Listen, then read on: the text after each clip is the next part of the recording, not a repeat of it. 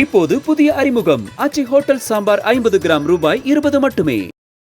மனதிற்கு தேன் விருந்து கொடுக்கிறது கொடைக்கானல் கோக்கர்ஸ் பள்ளத்தாக்கு பகுதி.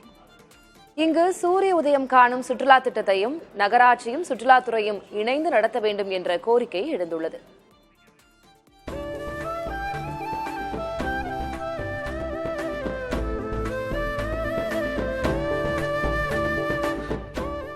எழில் கொஞ்சம் பிரையன் பூங்காவுக்கு அருகில் இருக்கிறது கொடைக்கானல் நகராட்சிக்கு சொந்தமான கோக்கஸ் பள்ளத்தாக்கு பகுதி. சூரியன் உதிக்கும் திசையில் இந்த சுற்றுலா தலம் அமைந்திருப்பதால் அதிகாலை சூரிய உதயத்தை இப்பள்ளத்தாக்கு பகுதியிலிருந்து எளிதாக காண முடியும்.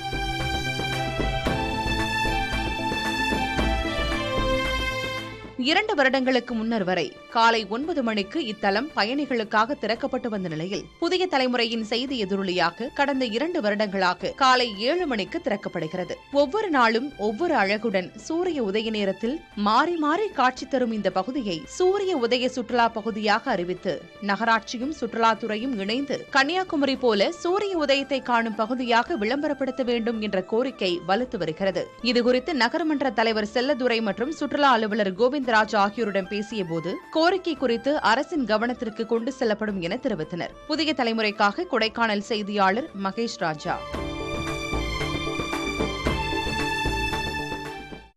இப்போது புதிய அறிமுகம் ஆச்சி ஹோட்டல் சாம்பார் 50 கிராம் ரூபாய் 20 மட்டுமே.